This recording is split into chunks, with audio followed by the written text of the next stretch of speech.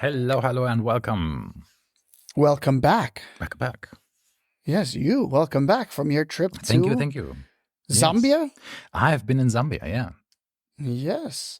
So, as such, we have decided that our new topic for the day will be what watch to take when you're on safari. So we'll get into that in a little bit. But first, before we get into it, why don't you tell us about your trip? How was it? What did you do? Let's do the wrist check first. I'm forgot entirely. Yes, let's do that. What are you wearing? You first. I'm wearing my Speedy. Okay. On my Forstner bracelet, which this has not come off of the Forstner bracelet since it went on the Forstner bracelet about, I don't know how long ago. I'm an absolute convert to these Forstner bracelets. I have now the Grand Seiko and this on it. And this is the Comfit, the 16mm, the original size. And then, of course, they do make a wider size for those of you that don't like the, as you said, I think it was you that said, or who said, the Gru, the Gru from Minions look, where it's big body, small legs. Yes. They do make a wider one too, but they're absolutely super comfortable. Don't pull your hair, and they're awesome. And the reason I threw it, I was going to wear something else today. I was going to wear the Cartier Santos because I watched Nico, the Dubai expat. He has a new video out about the Santos. So I was like, I should wear the Santos today. But then after that, I watched one of the Tour de France riders and his vlog it was like a 3-day vlog on training for the Tour. Oh. And he was wearing a Speedy the whole time. And I was like, yeah, that's cooler. I'm going to wear that. Not bad. So, for somebody who's kind of cool. So active. Yeah.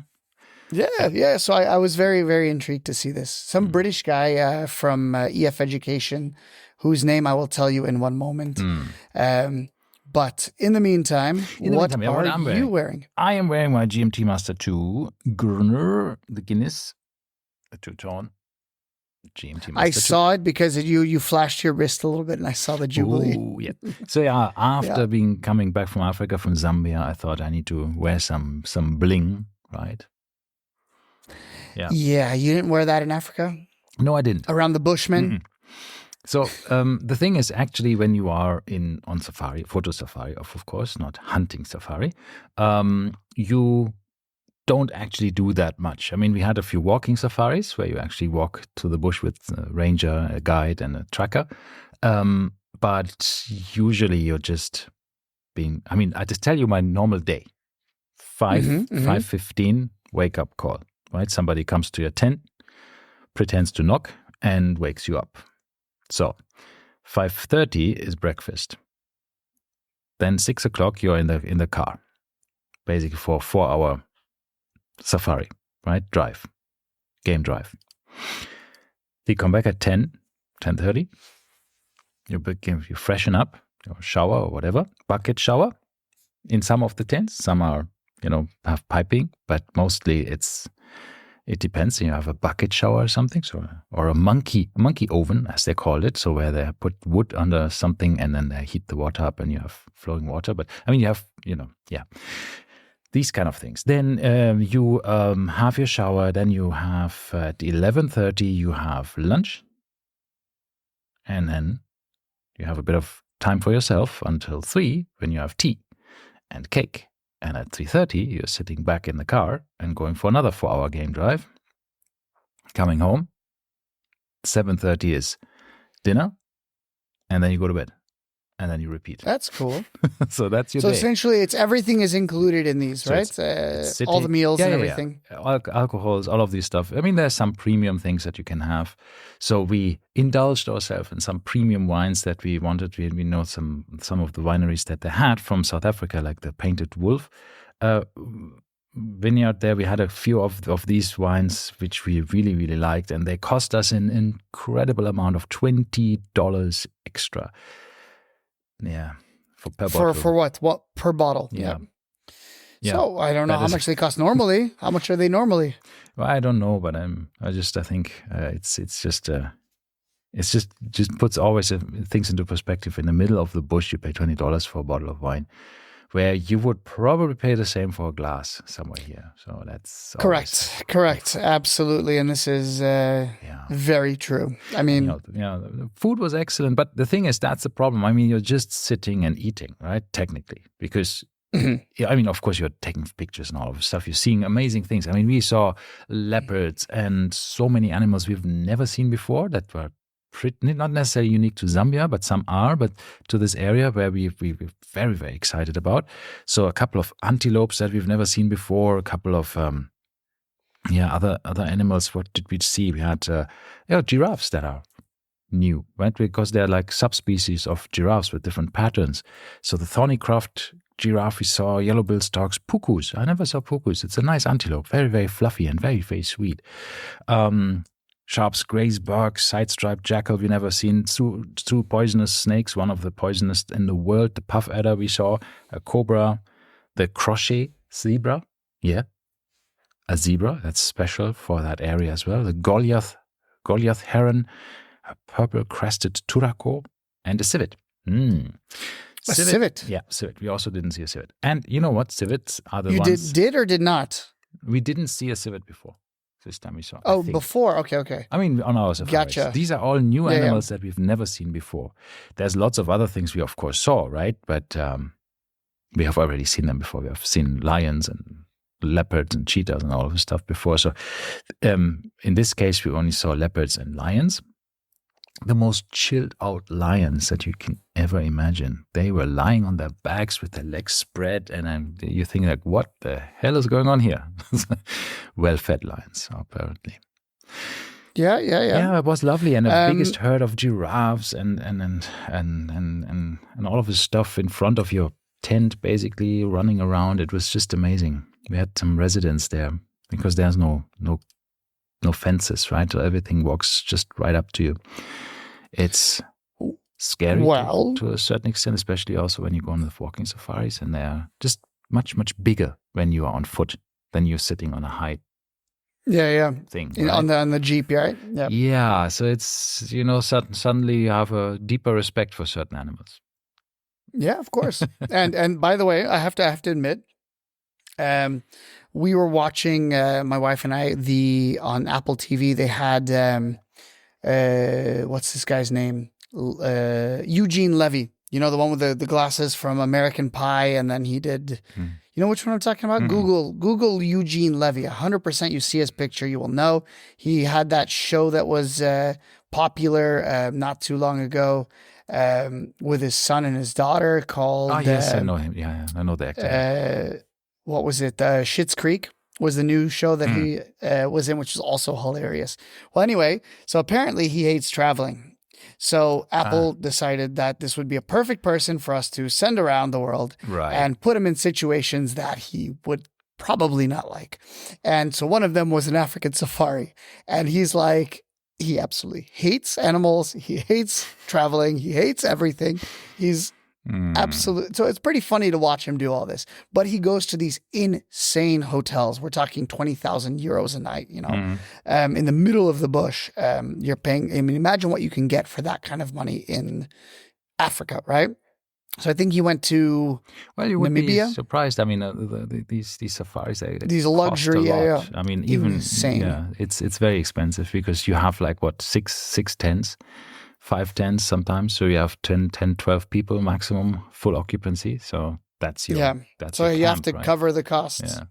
Well, anyway, that got us into the whole thing. Like, we should do something like this, but of course we wanted to do it lazily, and so we ended up going to the Ritz-Carlton in Ras Al Khaimah, the Al Wadi Desert, which very similar to you. It was kind of like a safari, right? It is. I was surprised at the number of animals that we saw. I didn't expect to see. Is this area cordoned off? I don't know. Yes, it is where all of these animals are staying in. Yeah, I think it's a conservancy, but I don't know if it's closed. It is. Yeah, I think it's closed. So then we saw absolutely. There's a pamphlet they give you, and they say check off all the animals that you've seen. So there was everything from we saw absolute boatload of the Arabian oryxes. Yeah, from everything from one of the absolute tiny babies, antelopes, I think. I mean, Arabian oryx. with those horns, I wouldn't want to be on the wrong side of those. We saw two males, I think there were two males that started, they were an inch away from fighting each other. So they were circling each other and they were like pawing their hooves on the ground. And we thought we were going to see one of them die. Lots of babies. I don't know if it's that season or something, but they're absolutely cute, tiny with little nubs for horns. They haven't poked out yet. Then we saw a lot of different types of deer, essentially, whatever they're called, antelopes. These are things with little short horns. A ton of birds. Then there was also, what was it? They said they had Arabian foxes. We did not see any foxes, unfortunately. That would have been cool. But lots of stuff. These came up right up to us, very close. We saw some of them, the bigger ones, galloping. And also a little frightening, right? I mean, when those things are going full gallop, especially if they come close to you, because we were walking out on the little pathway, me and my daughter, and then all of a sudden from the right, this big one just galloped in front of us, about a meter in front of us. Yeah. So it's cool, but it's scary. a tiny bit like, oh, you're so much bigger than you think when you're close up, right? But it was cool. I mean, I did feel like we went on safari. Yeah, and it is a bit like this. Local. Right? So, yeah. And it's apparently, I spoke to a couple of people there. They were also into conservancy and other things that had a lot of good things to say about the safari thing here in Dubai. Which I haven't done. I haven't done this one yet. And they said, they're doing a great job. They have a specific person who's training the elephants to come and being, medically checked and all of this stuff. And he trained them. Usually elephants are trained with force, most likely. And he's completely opposite. And it's like the guru of now how to train elephants, because it's this positive reinforcement, whatever he's doing with them, but it's working apparently very well. So we had a couple of people from Africa who said, okay, we want to see that as well, and we'll go there and check out what he's doing. So but we are a watch podcast, not a wildlife podcast. Yes. So we have to talk about what to wear on a safari. So I wanted to take a watch with me that's easy to see, easy to read the time with. Last time on the safari in March, when I went to Kenya, I took my Panerai after the safari. I sold the Panerai. I liked it so much. It was a good party gift, yes. which is true. I really love that watch, but it needed to go because other things came in. So this time, the next most legible watch that I had in my arsenal that is not too flashy, for that was my IWC Mark 20. Which is also relatively new for me. So I decided to take that with me and bond a bit better with it. So I wore this every day on the steel bracelet. You bonded? I bonded. I really liked James the watch. bonded? Totally. Yeah. James bonded, pussy galore, bonded together. And it was nice. I liked the watch. I had one guy, actually, a younger guy, part of his Australian family, who came to me and said, is this an IWC? I said, yes. Do you want to look at it? He said, yeah. I'm going to build a watch collection soon. I said, that's very good. Very good idea. He was in his early 20s, some consultant working somewhere. But he told me the story about, Sydney and how expensive houses are. So that's saying we can't afford anything else because we are only working to buy a house. And then you paid it off when you're retiring.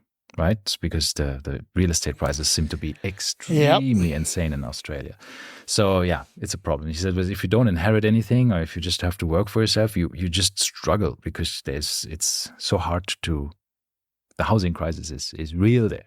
So I thought, okay, well, then maybe you should start your watch collection with something more cheap. He wasn't wearing actually. What did you tell him? Did you tell him something? Give him an option? Yeah, I mean, he said he's more into micro brands at the moment because of his limited budget for that, right? Obviously, the parents paid for the entire trip, right? Because it was the two sons were there, and then he said they wanted to do this as a because they're now living in different cities in, Perth and Sydney. And you think, well, it's both in Australia, but you know how far they are apart How from each far other. could it be? Yeah, It's yeah, like yeah. insane, these distances. I mean, Anyhow, once again, remember, Antarctica is a continent, not an island. It's a continent. yeah. And people often You mean forget how Australia. big it is. You What did just I said say? Antarctica. What did I say? Australia. It's whatever. a bit Who hotter, knows what I'm hotter. saying? I don't. Anyhow, I don't even listen to myself talk. I drift in and out. so that's the only person who looked at my watch and spotted the watch, basically. Other than that, I saw a lot of people not wearing anything. The guides and the rangers and all of the stuff, if they were wearing a watch, they would wear G-Shocks. Yep. Then I saw a few Tag Heuers. My wife had her Cartier Ballon Bleu on a steel bracelet with her, which is, rugged enough. There's nothing delicate on it. And in any case, you're not really going through the bush that much. I mean, or even if it's all, you're not swinging a machete or something, right? So it's, Yeah. and other than that, that's basically it. There wasn't too much to see. One person wore a Swiss watch, which was a Moon's watch, and that was also a Swiss person. Yeah. So that's what I saw. Lovely gentleman from Switzerland, 78 years old. Wearing a Moon's watch. Wearing a Moon's watch. Wow. And he worked. He must have been gifted it. Yeah, he had his own company. He's for lithography. So he worked in all of these with all of these watch companies in the world together for their catalogs, right? Printing them and doing all of this proofing and all of the stuff before they're being printed. So he has seen all of the releases before they actually came online, when they're printing these catalogs, sometimes months in advance, right? But he didn't. Obviously, he's long retired, so he couldn't tell me anything anymore. But that was very interesting. Very nice guy. So that was that. But what I recommend for a safari, first of all, you don't really need to check your time much, because everything is planned usually, except that you should be at the right time at the right place, right? Wear a G-Shock, wear your Patek.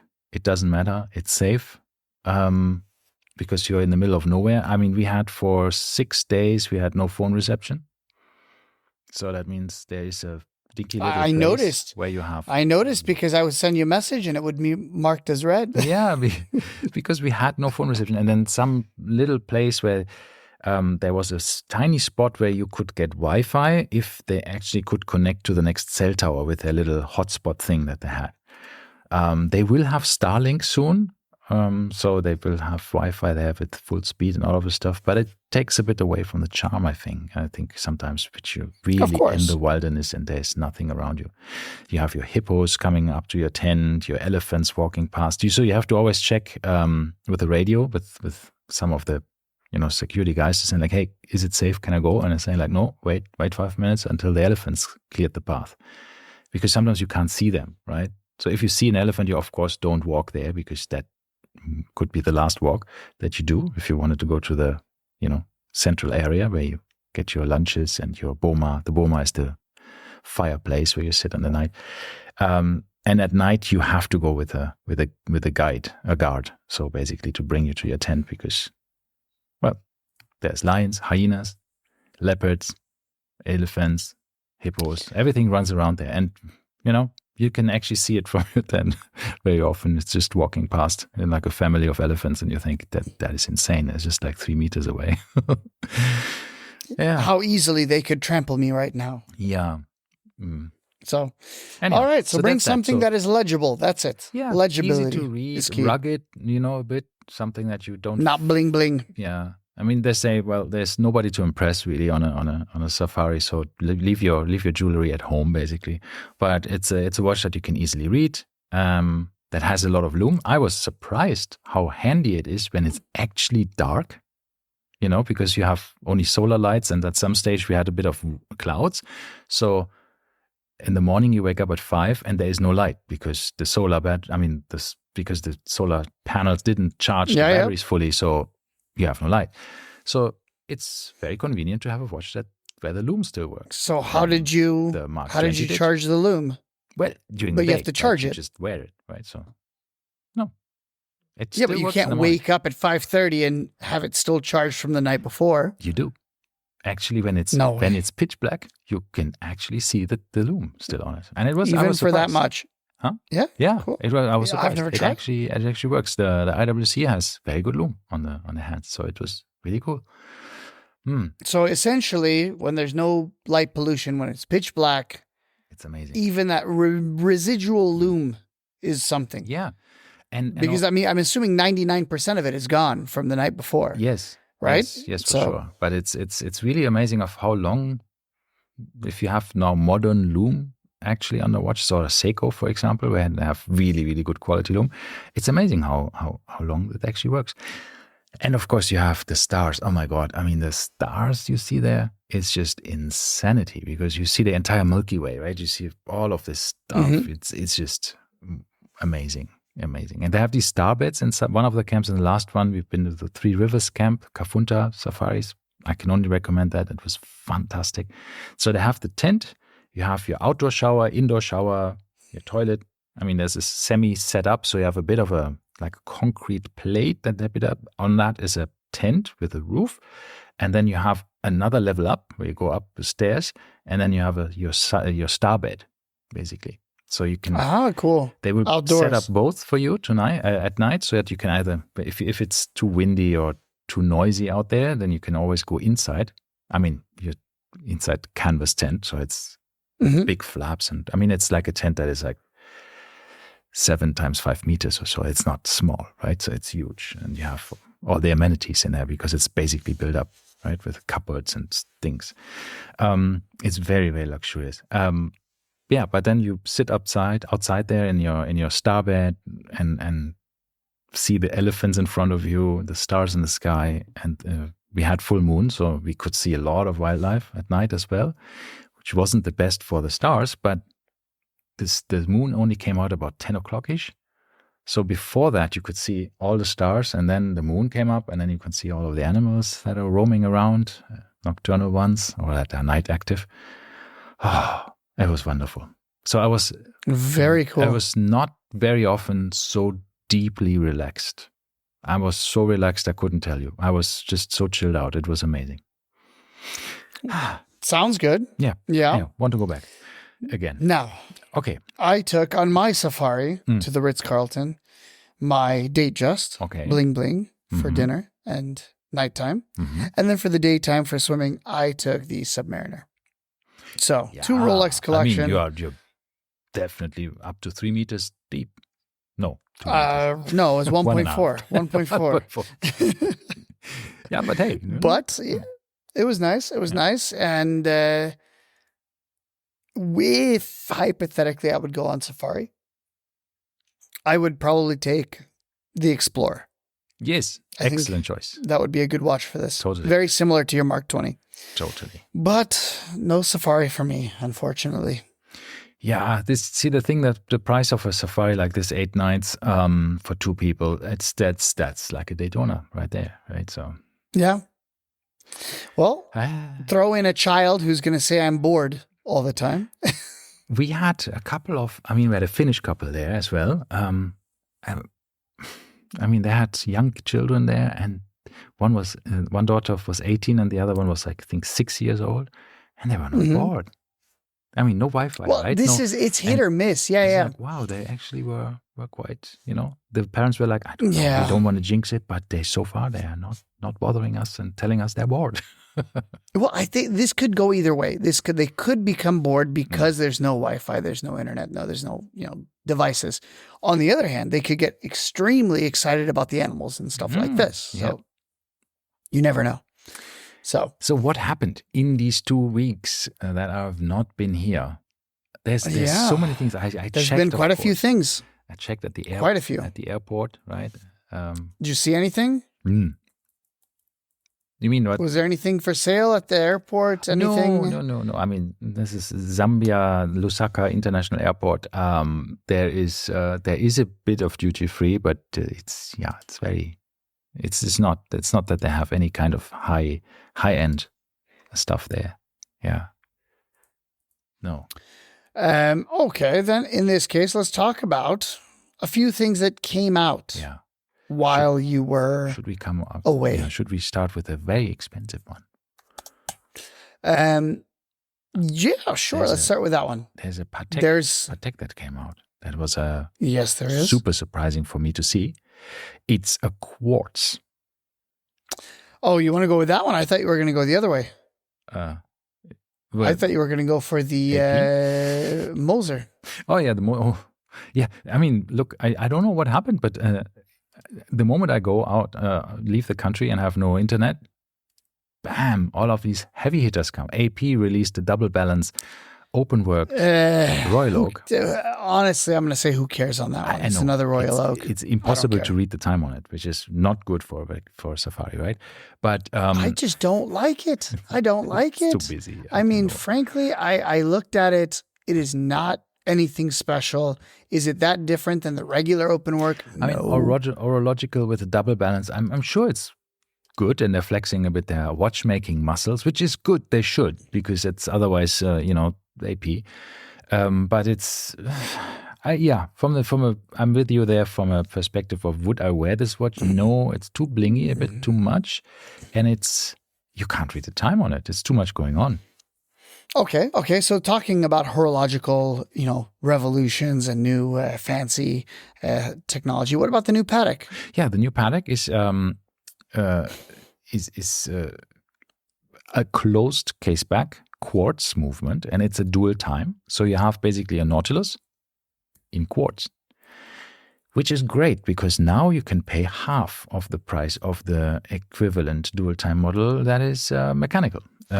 So instead of just paying, what is it? I think $65,000 for it, you'd only pay $35,000 for a quartz watch with a rubber strap and a gold case.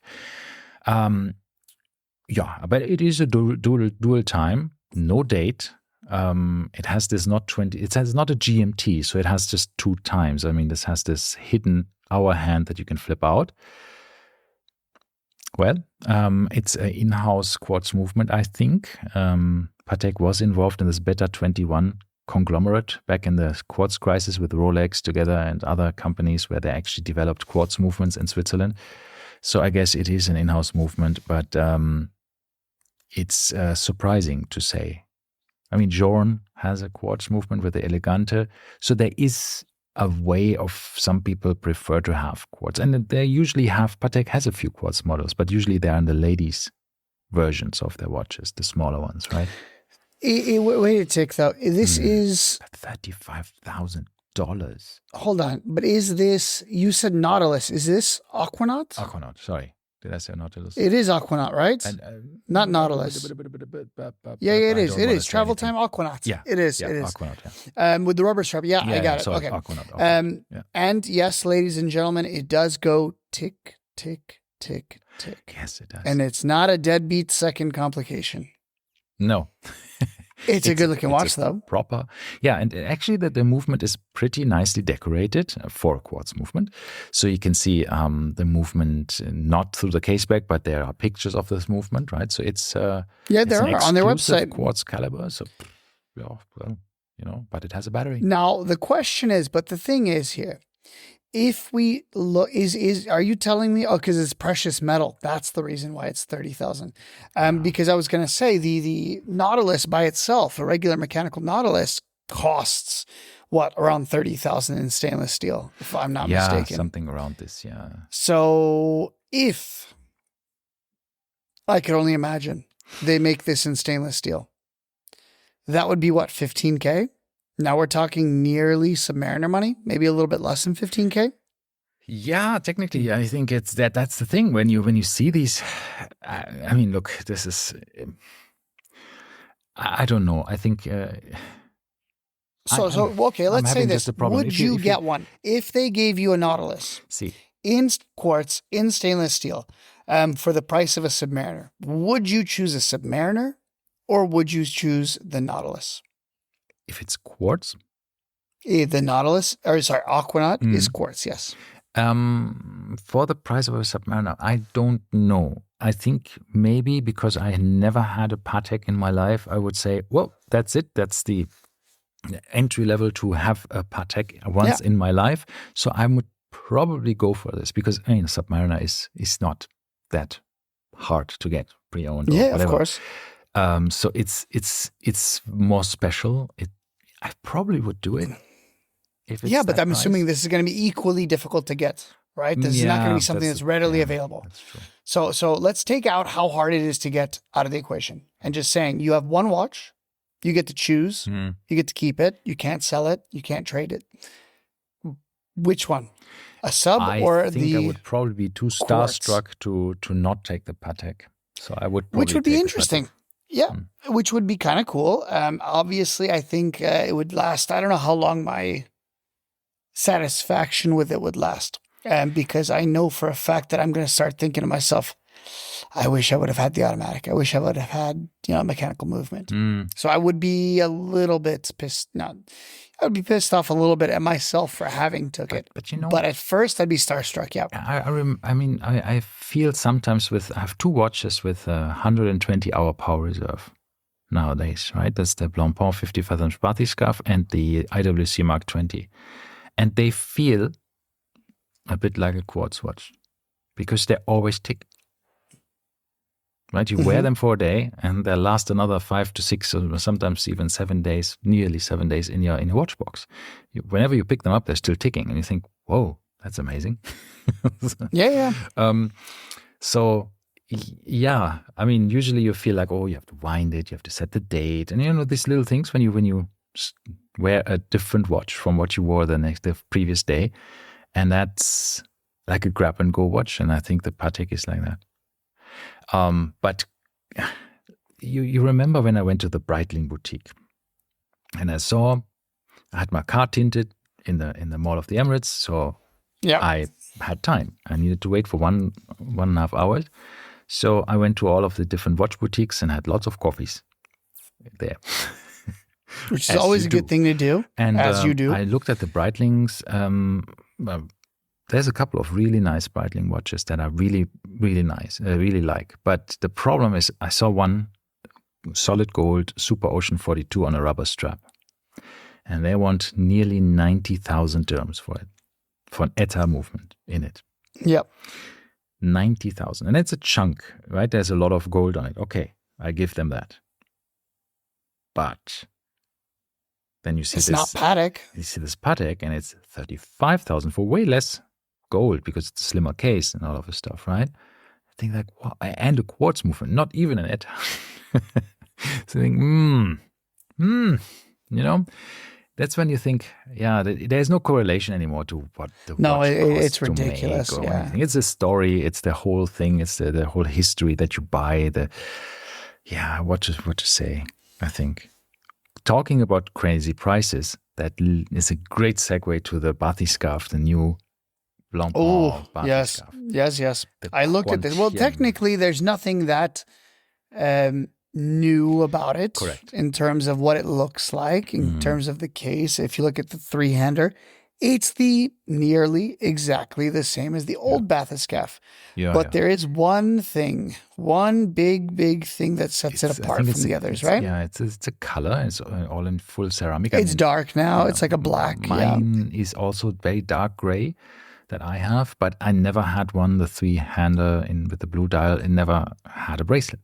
But now they come alternatively also with a bracelet instead of the sailcloth. And that bracelet costs. The difference between, that's absolutely insane. I'm looking at the prices right here. I can tell you. The difference between buying the watch on a let's talk about buying the automatic on the strap. So let's not just give the difference right now. I don't know if this is how you were going to do it. I have. How much is the difference? Yeah. Oh no, we know the difference. But let's tell the ladies and gentlemen how much the watch costs on a strap.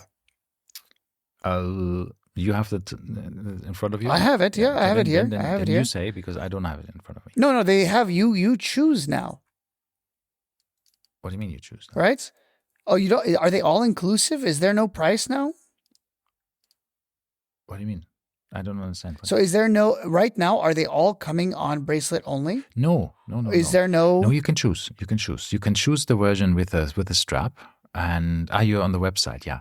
So I'm on the website. But it's not showing me the. Yeah, I have a watch with the same movement. I have the Blancpain with a Hunter case back that has the same movement in it for 72 hours power reserve. Really cool, complete calendar complication with the moon phase. Lovely, lovely movement. Of course, solid gold rotor, all of the stuff you have. It's blackened and then 50 million surface finishes on it. It's really cool watch, and it comes when you buy it on a sailcloth strap, on the fabric strap. It costs $18,400. And if you hold on, how much is that in dirhams? I don't know. I don't have the dirham price. What am I looking at here? I'm looking at a bathyscaphe. Yeah. For 39,000. Yeah, that's probably a three-hander, but we are talking about the new Quantième Complet Phase de Lune. Oh, you're going for the full top. I was going to start at the bottom. These are the ones that have now as the ceramic bracelet. No, all of them. The three-hander has it as well. Ceramic bracelet. And the price jump in that one is even more. So right now, if you just want the three-hander, this is the 38 millimeter, so I guess it's not exactly the same. No, that's I could find what is it, 40? How much is the big one? For some reason, it's okay. You want me to go? Yeah, because I cannot see the prices here at the moment. Because I'm looking. Just give me a second here, because I see I have it in dirhams in front of me, so it's a little bit better. But I need to find the equivalent. Here it is. They do come on straps. I have the Quantième Phase de Lune, the ceramic. Whatever. Yes. Green, blue, and black. I think 3 straps. You get to choose between 3 straps. Yeah. So let's see if there's a price. Yes, strap, there's a price for everything here. Okay. So I need to then select. Sorry, bear with me. Mm-hmm. Okay. So there's a NATO or there's the sailcloth. Yeah. And then the other one, which I need to find. Hold on 1 second. 1 second.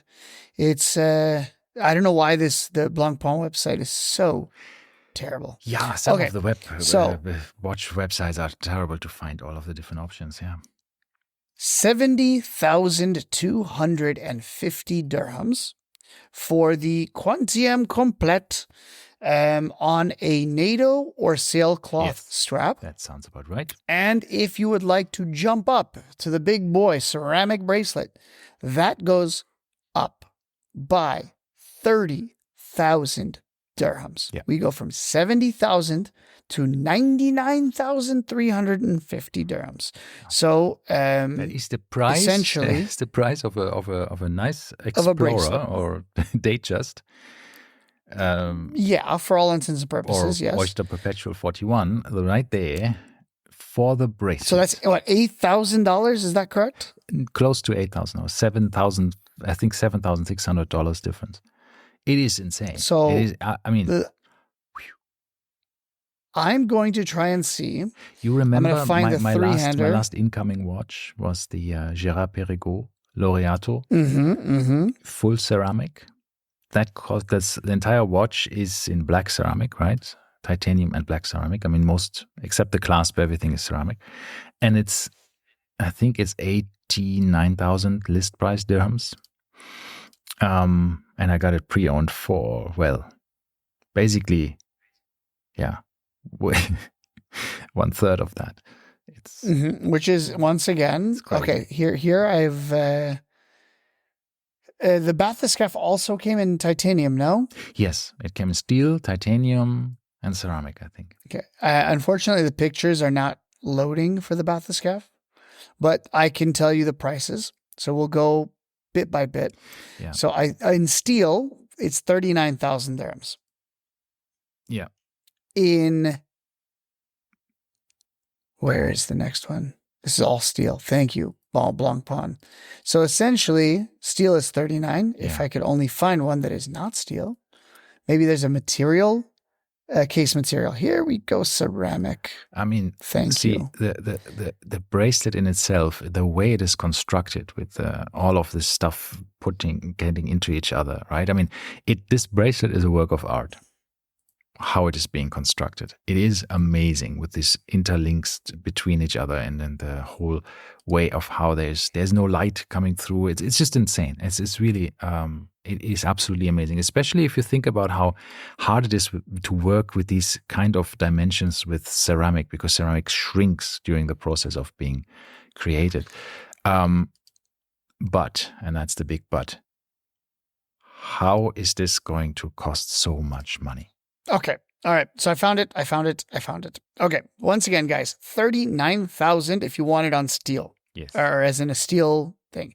To go from steel to ceramic, you go up from $39,000 to $52,000. So roughly 12,000 dirham jump. A quarter of the watch's price. I think that's fairly reasonable. Not that big of a deal, right? Yeah. Then, if you would like to go from that, this is the 43.6 millimeter ceramic on NATO or sailcloth. You want I'm going to go to the boutique and buy myself a bracelet to put it on. That's going to be 81,450 dirhams. 81,000 dirhams, which is absolute insanity. So once again, it's around 29K. So put together another 10K and you can buy yourself a second steel bathyscaphe. Yes. Which is, that's when you think, wow, just wow. But we have another wow. Because we move on from one Swatch group company, to another Swatch group company who also had a new watch out. And I mean, Moser. No. Omega. Oh yeah, I forgot all about that one. And this this is actually a one that I think is very Did you nice. watch the video from what's his face, the ID guy? I did actually watch this when I was He walking. gave that nickname to it. Yes, he said what is it? The Blackwaterra. Yes. Blackwaterra, that's what it was, yeah. Very Blackwaterra, which I think is a cool name. And he very much summed it up very well. It is the best Omega can do, and at the same time, it's the worst Omega can do. Worst being in the sense that A, they haven't done it sooner, and B, because it's so simple, right? There is no... they literally phoned it in, essentially. It's a lacquered dial, which is not easy to do. I mean, it's like but it's paint, essentially. Sure, but you don't never know. I mean, like the overseas, the blue overseas dial is also a lacquered dial, but it's like lacquered 50 times or whatever to get the depth. And of course. So it's a lovely dial. I mean, it looks. But coming from cool. the old teak dials, right? They had teak and they had the sunburst dials. Yes. But in addition to this, they also had the ceramic dial as well. Yeah. And the ceramic dials, of course, are just like lacquered dials, essentially. They have that depth. It's super shiny, but they're not. So it's kind of weird to go from this to that, but who knows? But essentially, it's an Aquaterra coming in 3 sizes, 41, 38, 34. Yeah, correct. 42 or 41, I don't know. But there's a big one, a medium, and a small. 40, I think it's 41. 1.5 probably, yeah. 41. So they look great. I think it's it just looks basic. Stunning. It looks really, really nice. It's just like, I think, you know what, that I always thought if I only had one watch, I would go back to my Datejust 2. Yeah. Black dial, non-fluted, so the steel, the domed bezel, and the normal Jubilee, not Jubilee. If you need a date window, I still maintain that there's 2 bling bling, because you have to remember the Datejust has a polished case. Yeah, a case. The whole full case is polished. If you were to go Oyster, and if you went for just an Oyster Perpetual, you'd have fully brushed. But my point here is that this is a perfect everyday watch. You can take an Explorer, same. I think it would also fit it. That's the perfect one watch. No, but I think it's a little less dressy. That's what I was trying to point at. Yeah. Is if it was your only watch, you'd want it to be less bling bling, maybe, and less dressy, so you could dress it down. It's easier, I think, to dress up a watch than down. Yeah, but I think this Aquaterra now is that one watch collection, because you can wear this to anything, and it's super cool. It's super cool. But what nobody's talking about, which I find shocking, is that this watch has a new bracelet. And Oh yeah, the president bracelet. Yep. yeah, Very similar. and it has a micro adjust in the butterfly clasp. Which got me really pissed off about my Cartier again, because I want micro adjust. So essentially, you have a easy link, half link adjustment on either side of the butterfly clasp. I don't actually that's see this super on cool. how this works on the. No, it's a thing that you unpop it and you pop it back in, just like the Rolex. Yeah. There's a little. So there's a slider and the end where you can do this somehow. Yeah, it's so super cool. Excellent watch. I like it. I'm a basic, person, so I'm a very big fan of how basic this watch But really the is. ID guys said it's a too little, too late, sort of, right? It's just like because everyone else has you this could watch have done already, this right? watch Why 5 years didn't ago. they? Yeah. No, they should have been a core collection for the model. Yes. Right? But then the problem with Omega is they keep on making too many things, too much variability. Remember, they were running a Railmaster and this at the same time, which, as we know, the Railmaster was the original historical pre-Aquaterra Aquaterra. Yeah. So they had a black dial in a Railmaster. They just never had the plain black dial in the Aquaterra. I think it's kind of weird. The new Seamaster Professional 300 for the Paris Olympics, right, happening soon. We saw already 2 or 3 new things, right? We saw, of course, the closed case back, which they had once or twice for special models, but also we saw the quick exchange with a push button bracelet that you can remove. Mm-hmm. Yeah. I think they always had in any case, the quick adjust in the bracelet for the Seamaster Professional in the current model. So that's there. But the quick release bracelet is new. And they only have talked this. about this. Yeah, I know we did, but this is they have this only for this model at the moment. Where you think, why? It's like this one. Like you have a new bracelet. So put it on all of these other watches, right? Why not? I don't understand what the logic is. Yeah. Maybe it's just the first one before they roll it out to everything. I don't know. Maybe it's the future to come. I hope so. Maybe. But back to the Aquaterra before you go off too far. Okay. I have to say, I owned an Aquaterra once. I had the 38mm Aquaterra silver dial. Mm-hmm. If you recall, they had a super budget one with a quartz movement. Yes, I know that, yeah. And Rivoli was doing the half back or whatever they called it at the time. So I bought my Speedy, the one I'm wearing right now. And for the half back, and this is how cheap things were back then, guys, for 7,000 dirhams, which was half the price of the 7,900 to be exact, which was almost exactly half the price of the Speedy, which the Speedy at the time was 16,600. I was able to get a whole nother Omega, and I got the Aquaterra in quartz. It cost less than $2,000 if you were to just buy it by itself. Because, of course, 7,900, you buy it by itself, you get the discounts. And then you could take that home for like $6,000. And crazy what the hell can you buy today for $6,000? Yeah. Nothing. Exactly. And to get something that's such a heavy hitter, 150 meter water resistance, an awesome bracelet, it was a fantastic watch. It is. Okay, albeit quartz. That's the only kind of like, is it cool, is it not? But otherwise, it was super cool. Yeah, see, the only downside I have with quartz that is not solar powered is for me that when you pick up the watch and it's because you haven't worn it for a while and then the battery is empty and you go like, oh, now you have to go somewhere. You have to get this battery changed and it might take a bit. Maybe you can do it yourself or you try to do it yourself, which I don't recommend because of the waterproofness.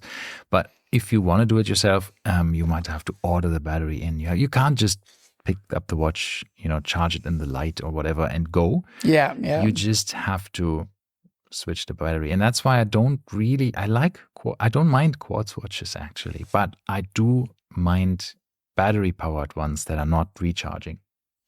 That is a bit you're telling me my Aquanaut will run out of charge at one point and I can't pick it up and wear it. It will, yeah. Such a shame. Imagine. But I have to say, there in my opinion, there's one time that quartz is okay as well. And that's if it's a two-hander. Such as what Cartier does. You wouldn't know. if it's a quartz or not. Well, you technically. you do. Does it Because still tick? it still ticks. It still ticks. And you see the movement of the minute hand still. You have to look very closely, but the minute hand is tick, tick, much slower, but it is ticking still. Yeah. And I checked this out on my wife's 2-hand Cartier tank. But at the end of the day, if it's 2-handed, nobody cares.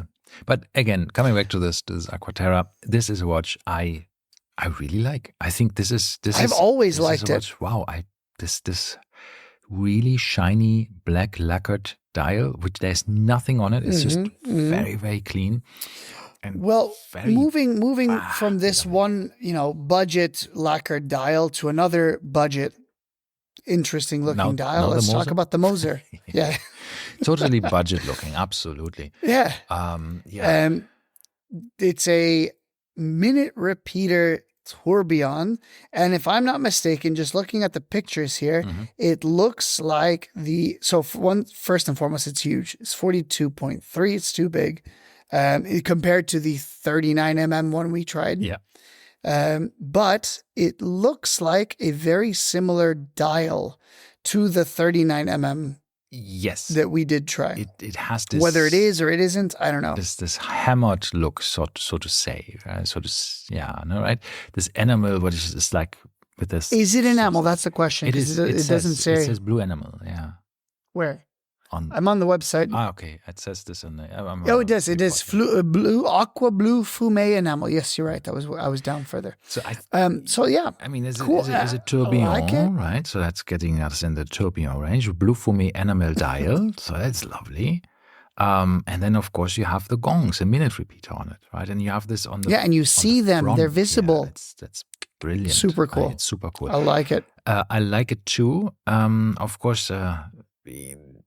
I think the Streamliner is like the quintessential Moser. It has become the quintessential Moser. I think it's the one Moser to get. It's one of the Streamliners. You know how we know this is true? Because both the Alpine F1 drivers are wearing them. They both have Streamliners on. So, and the only reason I can tell it's the Streamliner is just bracelet.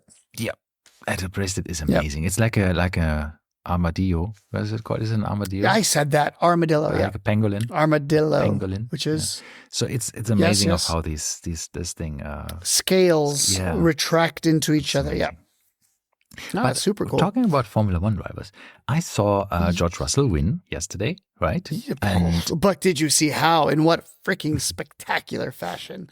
Yeah, I mean, it was absolutely nuts. And as I'm listening to the Apple one, or what is it called? F1, not Apple One, F1 channel. So we have, what's his face? David Coulthard is the narrator, right? Oh, right. Okay.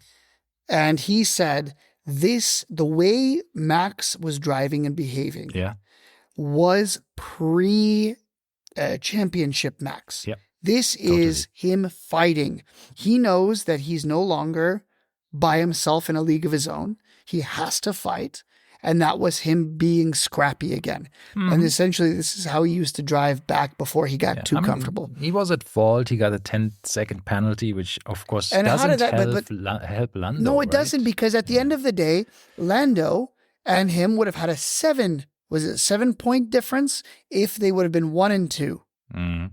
So if Lando would have been... if Max would have been first and Lando would have been second, there would have been a 7-point difference. However, being that, I don't know, Max got 6th, 7th, whatever he got, and then Lando got knocked out, now it became a 10-point advantage for Max. Yeah. Which is not okay. No, it's not okay. I think this is really when you think, wow, it's tough, right? If you think, he wanted to obviously protect his home Grand Prix to win, but then he basically, he could have screwed it up for both of them. Everything. Yeah, exactly. That he could finish is lucky him. Lucky, really. But he hit him twice. It wasn't just once. He hit him twice. Remember, and he really goes. You can see he actually steered into him, right, to not let him go. So that's not the nicest driving style there. I found it terrible. But anyhow, Russell won. And he was wearing, in the interviews downstairs, right? When they do the immediate. The Lume plotter's watch. Yes. Was it? Was it? I'm guessing. I didn't IWC see. Ingenieur. No. Down there. But then, when he was in the getting his trophy on top, he wore a different watch. And I thought, like, wow, man, how often does he change watches? And he wore one with a leather strap to get it soaked in champagne when he had the perfectly fine Ingenieur on his wrist before. And I thought, I don't think he that's cares. an odd choice. But yes. When you're being given, I thought you were going to say he has the Lume ceramic case. No, that would be cool. But that's no, I think that's cool. Hamilton's hand. It doesn't get off there. Yeah, maybe. But speaking of IWC, my wife started making me watch this movie with, what's his name? The one that's always doing all these stuff for the environment. Zac Efron. So he has a whole show where he does stuff for the environment, right? But this is a movie he just came out with, came out 2 days ago with Nicole Kidman and him. And I kept seeing a watch on his hand. I said, that is the bracelet of an Aquanaut. I got Aquanaut in my mind. Of a Nautilus. Oh. But I Googled him, and he apparently has an affinity towards IWC. Oh. So all I saw was the bottom half of the watch. And you know these center square rectangular links that the Aquanaut, the Nautilus has. But who else shares that bracelet? It would be the Ingenieur, right? Yes. The Ingenieur has almost identical bracelet to the Indeed. It does. Nautilus. Yeah. That's so true. he must have been wearing an IWC, and then he switched watches a couple times, and he was continually wearing IWCs, which I thought was kind of cool for a random Netflix movie. Yeah. So rounding off the whole car focused topic, there's another car that came out, and the model name. Name is Tourbillon. Tourbillon. It's a French car. It's a I'm just sitting here thinking to myself, it's a Bugatti. How many more decades is Bugatti going to continue doing the same exact thing? And pretending that people are going to get surprised. So I thought this is... You can get 250 of these are being produced. All are sold out. So if you're thinking about it, don't. Gone. They're all so the same sold. 16.4 liter W16 engine with the quad turbos as before. No. V16 what? engine. No, it's still W. No, Check. they no. Go and check. It has. They put a new engine. The quad turbos are gone. It's a natural aspirated V16. Oh yeah, you're right. So that has to be put in the hood in an angle, because otherwise it's too long. It's more than a meter long, 1 meter 20 or something. I have no idea. And it's V16. It's insanity. So they have created. And it's naturally aspirated. Correct. No and turbos. You can switch the entire electrics off, and then you have only 980 horsepower or something. If you have the electric battery on, because it's a hybrid. But altogether, it's making 1,800 horsepower, yes. and the hybrid is making 800, and the petrol is making 1,000. Yeah, exactly. You can switch off the electronics, the electric battery stuff, and you can drive it with just the naturally aspirated. So I have to admit, I just saw 16 when I saw the press release, and I'm like, this again, and I didn't read the rest of it, and I gave up, and I said, this is stupid. Me too. But now that you told me, so it's a new engine. A friend of mine who was driving me around in his naturally aspirated 911 GT3 Touring, then said, that is also a naturally aspirated quad turbos, and it's a V16. And I was like, what? No, it's a W16. He said, no, new engine. And I thought, how long is this thing? Exactly. How long is this going to be?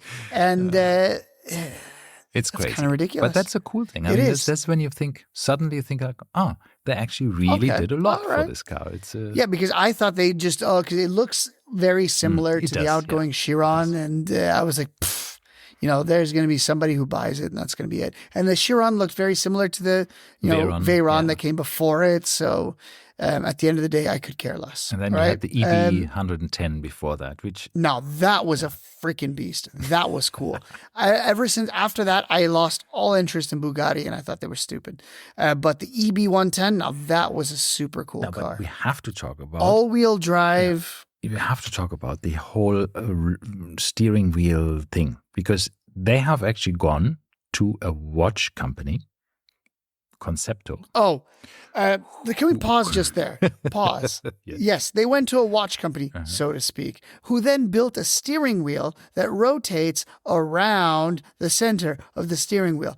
Oh, guess what? Citroën did this in freaking 1990. Yes. And nobody said anything. It was the exact same thing. No, I know. As Citroën had, like digital gauges when there was no digital at the time, because they just flipped over the numbers. They did ridiculous stuff. And now Bugattis, look at this new thing. Look how innovative we are. We're as innovative as a 50-year-old Citroën. Yeah, but they have done also the entire cluster, right, of instrument clusters fully analog, and it's done by Concepto. So that's the watch brand, or not the watch brand, the movement maker, who works for Richard Mille and Jacob & Co. and makes these very, very complicated movements in very small numbers.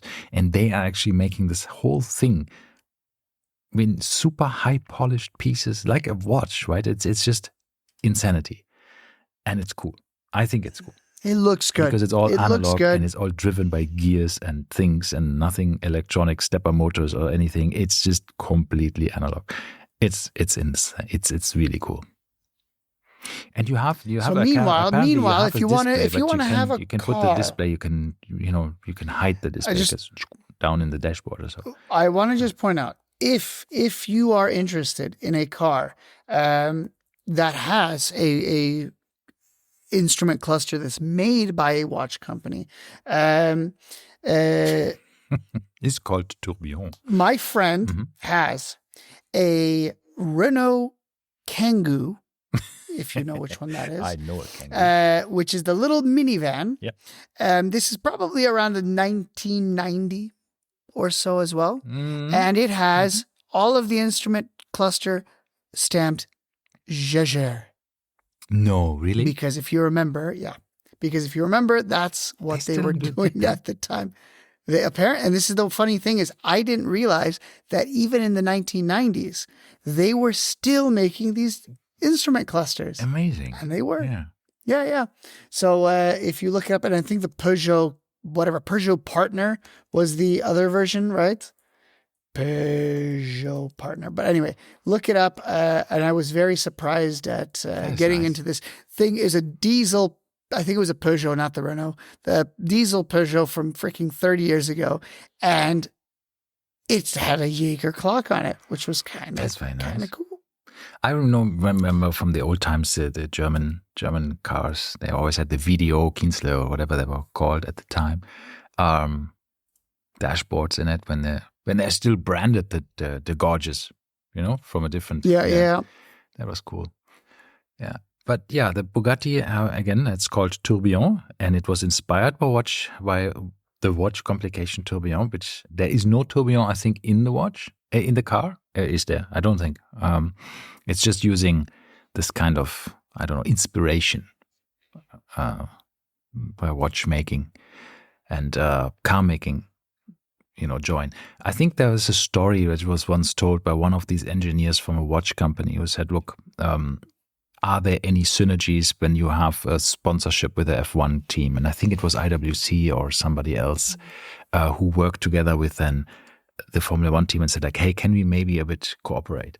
And then the engineers from the car side came like, no, maybe we can help you a bit with the precision, right? Because we are, talking about hundreds of microns in our, Speaking of hundreds of microns, I did send you a message. Hundreds of microns. I sent you a picture, hundreds of microns in precision. I sent you a message. And then they said, and the watchmakers then said, like, how about 2 microns? Because that's what we need.